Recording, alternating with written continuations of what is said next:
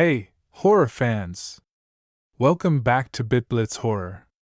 Tonight, we're diving into a terrifying tale of giant spiders and ancient evil. But first, if you enjoy sleepless nights and spine-chilling stories, smash that like button and subscribe. You won't want to miss our nightmare fuel. Now, let's begin. The Arachnid's Lair, a night of eight-legged terror. I never should have left the main road. The GPS had promised a shortcut through the mountains. But as the snow began to fall in thick, heavy flakes, I realized my mistake.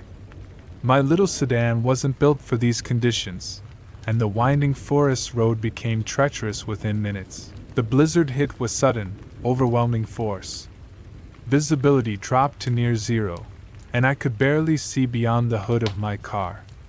My knuckles turned white as I gripped the steering wheel, inching forward at a crawl. The wind howled, rattling the windows and pushing against the vehicle with each gust. Just when I thought I'd have to pull over and wait out the storm, a faint light pierced through the whiteout. Hope surged through me as I carefully steered towards it. As I drew closer, the vague shape of a cabin materialized out of the swirling snow. I pulled up as close as I dared, not wanting to risk getting stuck in a drift.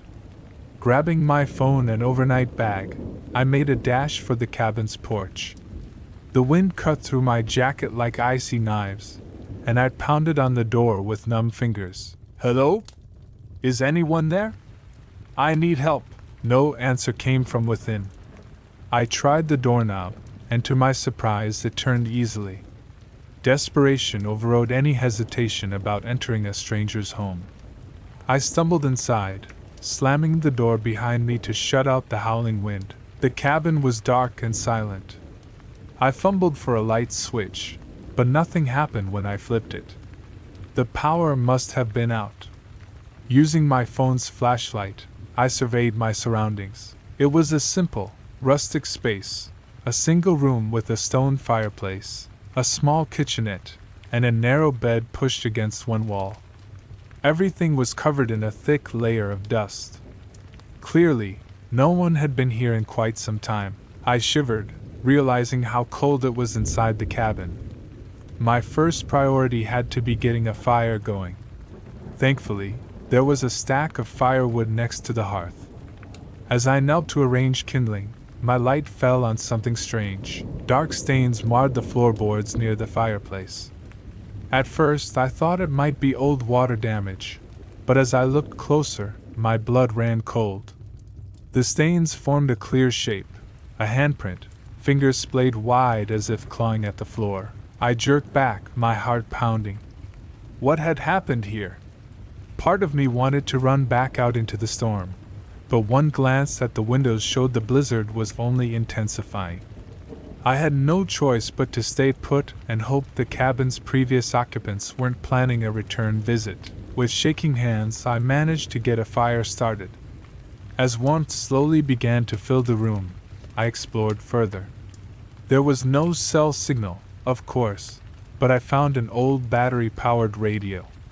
It crackled to life, but all I could pick up was static and the faint, distorted voice of an emergency broadcast. "Severe weather warning. All residents advised to shelter in place. Reports of unusual wildlife activity in the area." The transmission cut out, leaving me in eerie silence broken only by the crackling fire. I tried a few other stations, but there was nothing but static. With a sigh, I turned it off to conserve the batteries. As I set the radio down, something caught my eye. A folded piece of paper was wedged between it and the shelf. Curious, I pulled it out and unfolded it. The handwriting was shaky and rushed. "If you're reading this, get out now. They're in the walls. They're always hungry. I'm sorry. I'm so sorry. I should have burned this place down years ago. Don't let them." The note ended abruptly, as if the writer had been interrupted. A chill ran down my spine that had nothing to do with the cold. What did they mean? In the walls? Who were they? I was about to crumple up the note and dismiss it as the ravings of some paranoid survivalist when I heard it. a soft scratching sound coming from inside the wall beside me. I froze, straining my ears. There it was again, louder this time. A skittering noise, like something with far too many legs was moving around just out of sight. It's just mice, I told myself, trying to stay calm. Old cabins always have mice, but deep down, I knew that sound was too big, too purposeful to be mice. I backed away from the wall, my eyes darting around the room. In the flickering firelight, shadows danced in the corners, and every innocent shape suddenly seemed menacing. That's when I saw it, a thin, dark leg emerging from a crack near the baseboard. It was followed by another, and another, each one jointed and covered in coarse hair. My mind reeled, refusing to process what I was seeing. It couldn't be real. Spiders didn't get that big, but as the creature pulled itself free from the wall, there was no denying the truth. It was a spider, all right, one the size of a large dog. Its body was mottled brown and gray, perfectly camouflaged against the cabin's weathered wood. 8 glossy black eyes reflected the firelight as it turned to face me. I couldn't move. I couldn't breathe. Every instinct screamed at me to run, but my body was frozen in terror. The spider took a step towards me, its mandibles clicking together eagerly. That broke my paralysis. I scrambled backwards, nearly falling over the bed in my haste to put distance between myself and the monster. The spider lunged, far faster than something that size had any right to move. I rolled to the side, feeling the rush of air as it barely missed me. I grabbed the first weapon I could find, a fireplace poker, and swung it wildly. The iron rod connected with a sickening crunch, and the spider reeled back. Thick, dark ichor oozed from the wound, but it didn't seem seriously hurt. If anything, the blow only made it angrier. Before it could attack again, I heard more skittering sounds. To my horror, 2 more of the monstrous arachnids emerged from different cracks around the room. They moved with eerie coordination, trying to flank me. I was outnumbered and outmatched.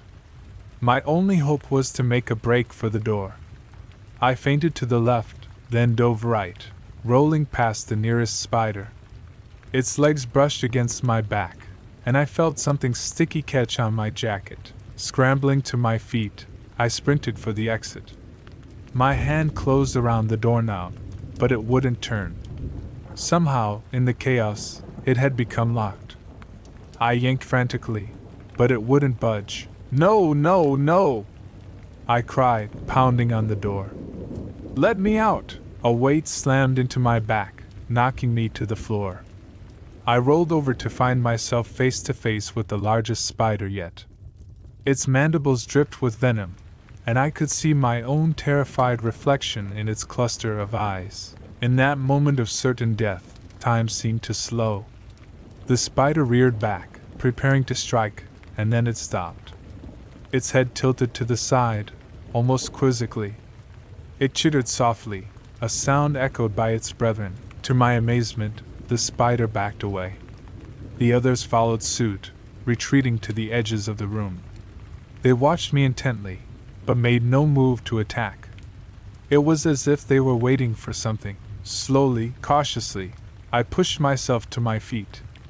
The spiders tensed but didn't approach. My mind raced, trying to make sense of what was happening. Why hadn't they killed me?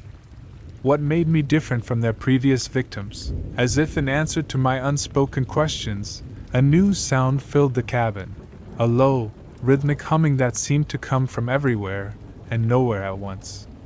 The spiders swayed in time with the eerie melody, their legs twitching in a hypnotic dance. The humming grew louder, and I felt a pressure building in my head. Images began to flash before my eyes. The cabin as it once was, newly built and full of life. A family moving in, full of hope for their mountain retreat. The father's growing obsession with the forest and its secrets. The mother's fear as she realized something was terribly wrong. I saw it all through their eyes. The discovery of the ancient temple hidden deep in the woods. The artifacts they brought back to study. the chanting that echoed through their dreams. And finally, the night it all went wrong. The summoning that opened a door that should have remained closed. The emergence of the spider brood, ravenous after eons of slumber. The visions shifted, showing me others who had stumbled upon the cabin over the years. Hikers, hunters, lost travelers, all meeting the same gruesome fate. The spiders fed and grew, but they were only the children. They were waiting, always waiting, for their mother to awaken. As the last vision faded, I found myself on my knees, gasping for breath. The spiders had drawn closer during my trance, forming a circle around me. Their movements were almost reverent now, and I realized with dawning horror why they hadn't killed me. They thought I was her. Their mother. The thing they had been waiting for all this time. The humming changed pitch, becoming deeper, more insistent. The floor beneath me began to tremble. Cracks spread across the old wooden boards, widening into gaping chasms. The spiders chittered excitedly, skittering back and forth at the edge of the growing pit. From the depths of the hole, something began to rise. I caught glimpses of glistening black chitin, of legs thicker than tree trunks. The mother of the brood was awakening, and in her eyes I knew I would find only hunger and madness. I had to stop this. Had to end the cycle before it was too late. My gaze fell on the fireplace, where flames still danced merrily, oblivious to the horror unfolding around them. The note's final words echoed in my mind. I should have burned this place down years ago. I knew what I had to do. With a desperate lunge, I grabbed the kerosene lantern I'd noticed earlier. The spiders, still fixated on their emerging mother, didn't try to stop me.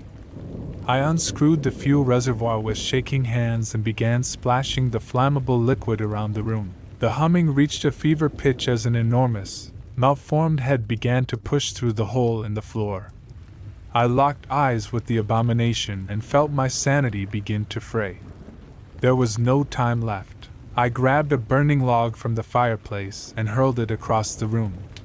The kerosene ignited with a whoosh, flames racing along the trail I'd left.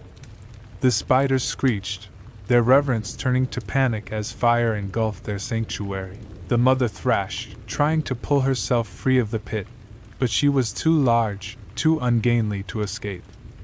Her children burned around her, their bodies shriveling in the intense heat. I ran for the door, no longer locked in the chaos, and burst out into the snow. The storm had passed, leaving behind a world blanketed in white.